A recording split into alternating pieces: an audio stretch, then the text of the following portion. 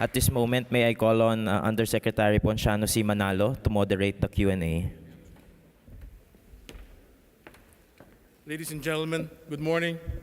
The President has very kindly accepted to answer a few questions from the audience. I know this is a surprise to many. It is not in your program. So to be able to help you formulate your questions as we speak, may I ask Monsieur Jean Borrell to give the first question, because he has been requested before the meeting to talk to the President.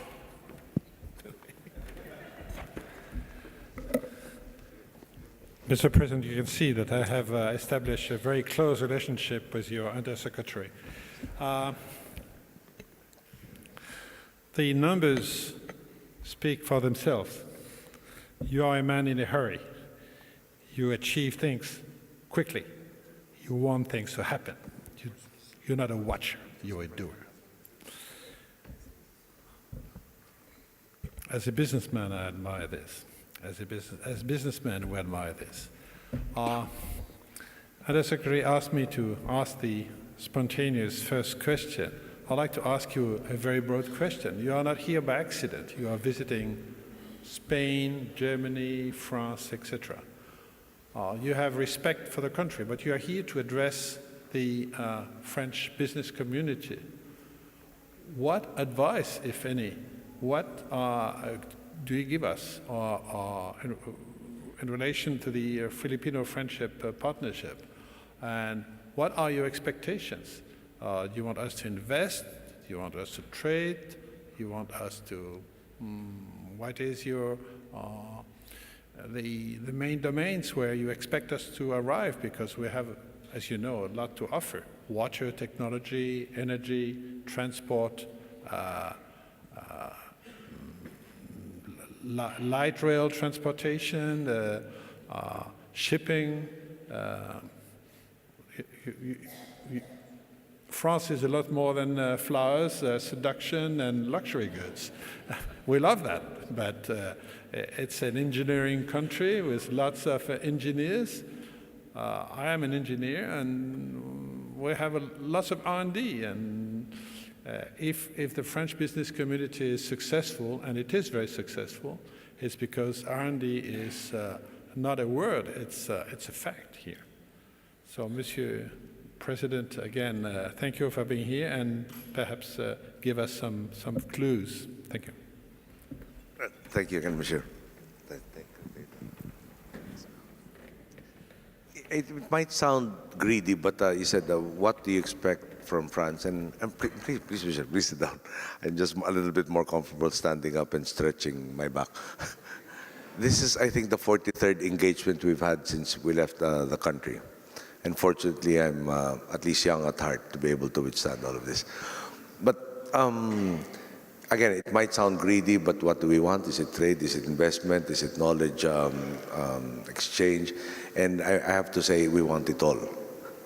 We, for instance, look at the aspect of light rail transports. No? The daytime population of the National Capital Region stands at 14 million. Nighttime is 12 million. Therefore, there are 2 million commuters every day. The newest portion of the mass public transport system was built in 1999, so it's 15 years already. The previous dispensation was aware that there was a need to overhaul the system after 8 years of operation. So they did something in 2006, and to be honest, we don't exactly know what they actually did in terms of overhauling. So you have a system, it should have been renewed 2007. 7 years later, we're just discovering everything that they didn't do, and we have a lot of breakdowns for this transport system.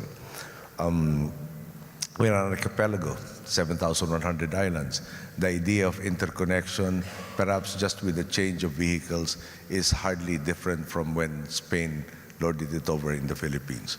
So perhaps the old diesel ships are a little faster than the old wooden sailing ships, but there is really need for greater connectivity between and amongst our islands. We have, in a sense, we have privatized the power sector industry. It's about 10 years in the process. It's still a work in progress. But next year, we are facing challenges as to sustainability of reliable power. We understand we are taking so many steps to address that particular situation to continue fueling the growth. Now, yesterday, for instance, when we were discussing with a company called Schneider Electric, they presented a new solution to this question of the shortage of power that hasn't been examined by our experts. And hence, after the meeting, we did instruct our experts to touch base with Schneider to see the feasibility of that proposal that they were proposing. Trade between France and the Philippines is not balanced, or should I say balanced heavily in favor of France. And when we were examining these results, Secretary Domingo was explaining, sir, we export X number of electronic products. They get assembled into an Airbus airplane. So the tons of electronic components that we send is of this value. Their single airplane is this value, hence the imbalance. So, but seriously, from low-tech, from the big ball pen to Airbus, these are all proof positive of the strength, resiliency of French industry and commerce. And what we present in the Philippines, in essence, is what you see in terms of the numbers are the mere beginnings. This is the change, but this is just the start of the change. The investments we have been putting, especially in terms of human capital, we're down to a growing middle class that will further fuel the boom that we're experiencing. The simple message is, again, your skills, your talents, your resources, etc., dovetail into our needs, and we can have a very profitable venture benefiting all of our peoples. That, I think, is what prompts me to say, what you have, we are ready to accept. And at the same time, make it profitable for you to do so. Thank you. Thank you, Mr. President. I will do it. Mr. Varane. May I ask the first question from the audience? I think Monsieur, let me go to Monsieur Varane, who has himself listed as one of the first questions. Monsieur Varane?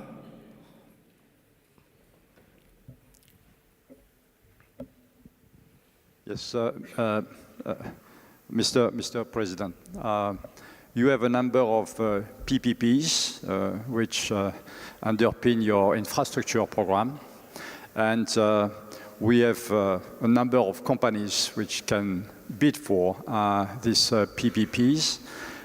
What advice would you give them in terms of finding the right way to be accepted at the end? What kind of partnership they can build with companies in Philippines? The person you have to talk to is right in front of you, sir. She's the head of the PPP Center. She can give you the finest details, and she's very hardworking. Cosette Cosalan is a very hardworking individual who is a fountain of all of the information that's relevant. But at the end of the day, and I take a lesson from our dialogue with our Muslim brothers in the peace framework that we had. The success of negotiations starts from the premise that it is not we winning and you losing. It has to be both of us winning. And I guess that is the perspective. If you look at those who are potentially bidding for all of these PPP projects, if you look at the perspective of the other side and ensure that the other side really maximizes the benefits, you will find the other party reciprocating, trying also to maximize the benefits that you have entered into. And again, what we can promise you is transparency. What we can promise you is a level playing field. And at the end of the day, the award has to go to what we perceive to be the best bid. So you start out with maximizing the benefits accruing to your partner. Then that, I think, is the only sound advice and the only practical advice that should be given. Yes. Thank you. I see a hand raised on this side. Yes, go ahead, please. Could you please identify yourself before you ask the question? I'm Thierry Flimelin. I'm representative of the Total Group, the integrated oil company.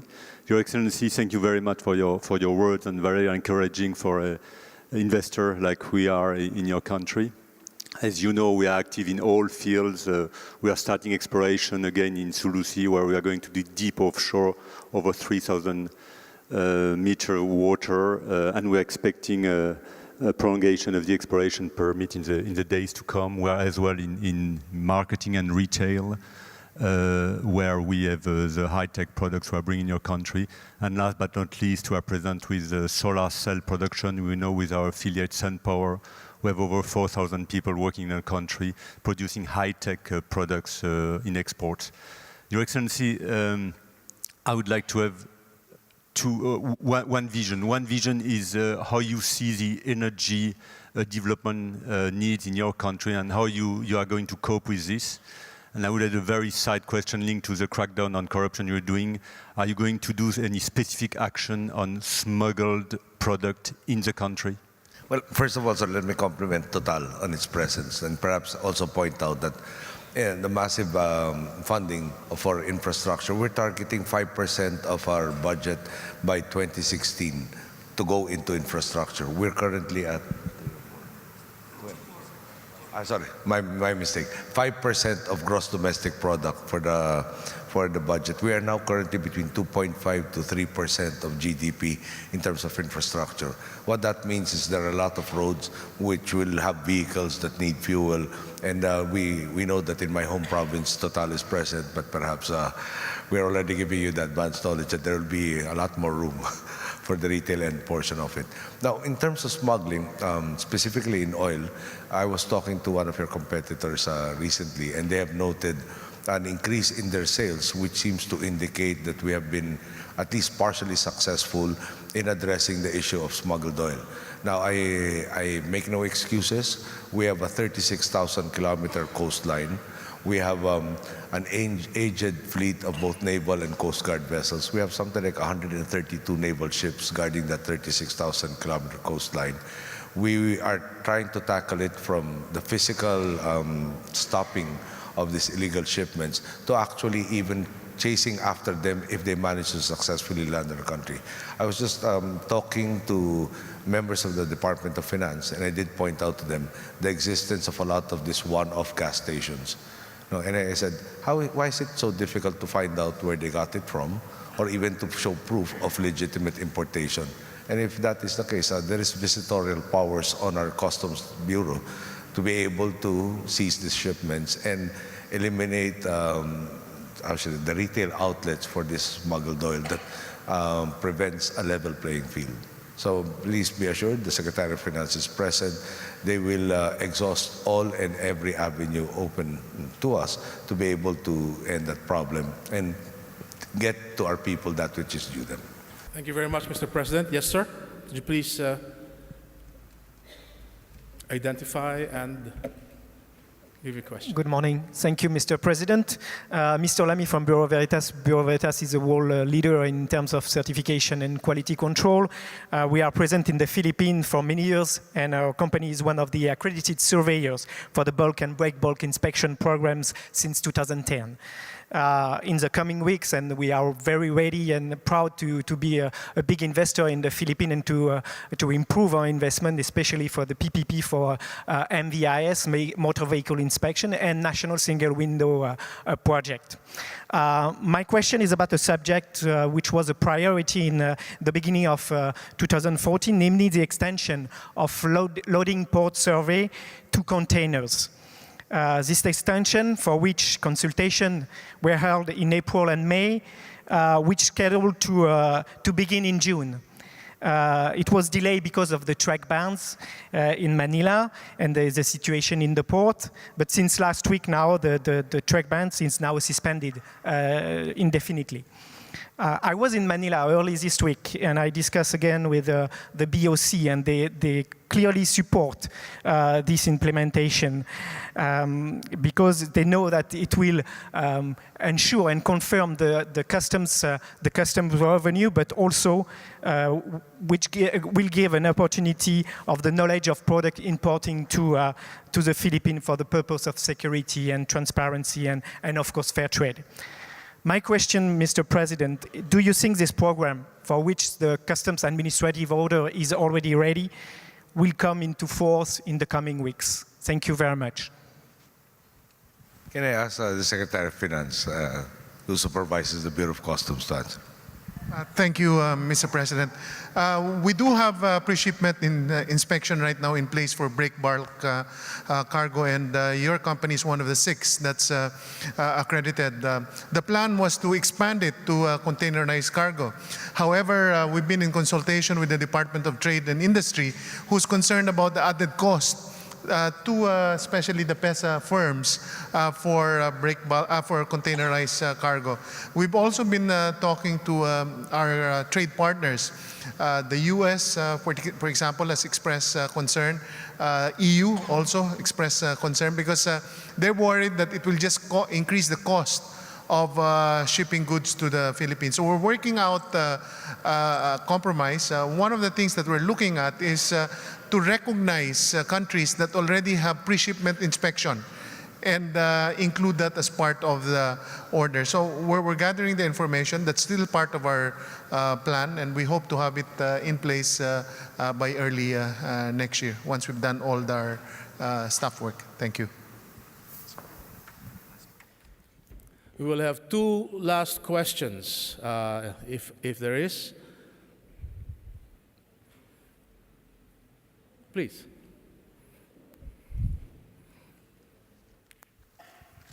Mr. President, my name is Thierry Courtain, MEDEF International. Mr. President, because of failure of multilateral agreement for the Doha round, the countries are accelerating free trade agreements between them and then grouping region by region, negotiating also. What is your opinion first about the ASEAN building and organizations? Are you satisfied with it? And are you satisfied of the negotiation between ASEAN countries and EU, European Union? Please. Am I satisfied? In a sense, yes, but actually, by personality, I'm never satisfied. I have a 6-year mandate to effect the changes that we have in our country. Our ability to have a broader market than that which is available domestically is an imperative, and one would want to have these things accomplished yesterday rather than tomorrow. So we will be doing our part to facilitate both within the ASEAN bloc and our own FTAs to accelerate the process of achieving the same and having the more opportunities specifically for our people available at the soonest possible time. Now, we've had to do a lot of re-engineering as far as the country is concerned.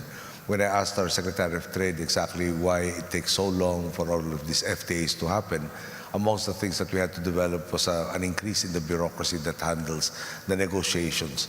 We had a very, very small pool of people trying to achieve this trade.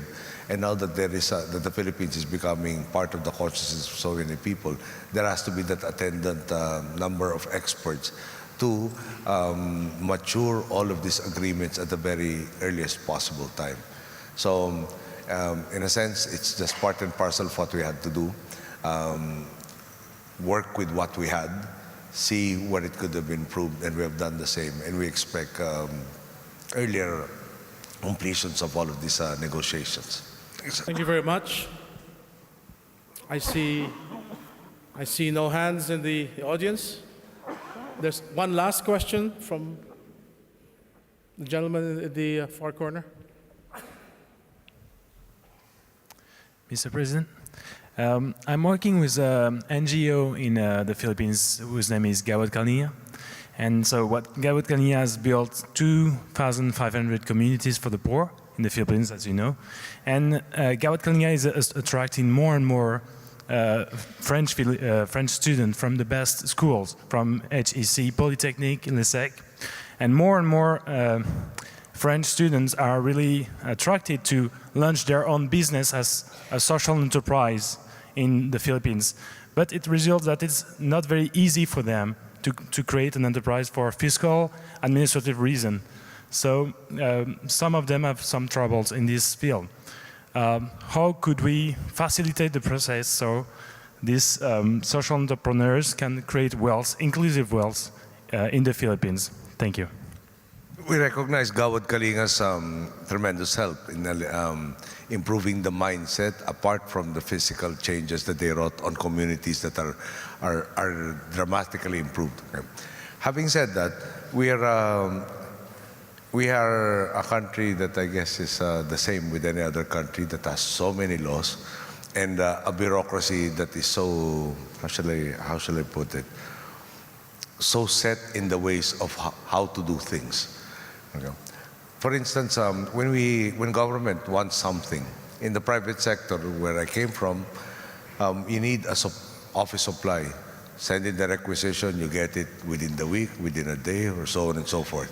In government, from the time that you actually get the authority to purchase whatever it is, it takes between 4 to 6 months to comply with all of the requirements. There is a notice of bidding, an invitation to bid, publication of the results of the bid, and so on and so forth. Bottom line, again, 4 to 6 months. We've been trying to cut down on all of this red tape.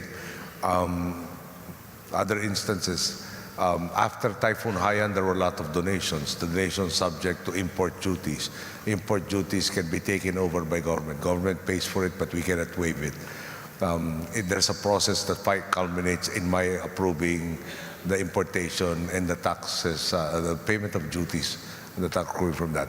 Anyway, having said all of that, the Secretary of Finance is present, and the Cabinet Secretary is also present. Perhaps we'll talk to Mr. Tony Milote and others to find out the inventory of problems that they have and see if whether it can be done by administrative fiat from the Executive Department or even by amendments to the pertinent laws by the legislature. So we've been able to handle a few of those that they brought to us, but we will encourage them to bring in the whole menu of problems that they have in trying to achieve their goals of uplifting all of these basic communities. Thank you, sir. Tapos na, sir.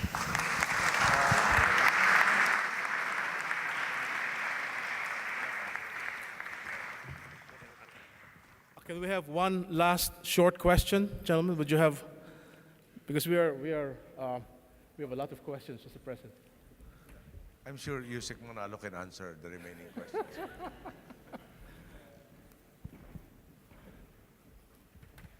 Mr. President, I'm Denis Simoneau from GDF Suez, an energy company.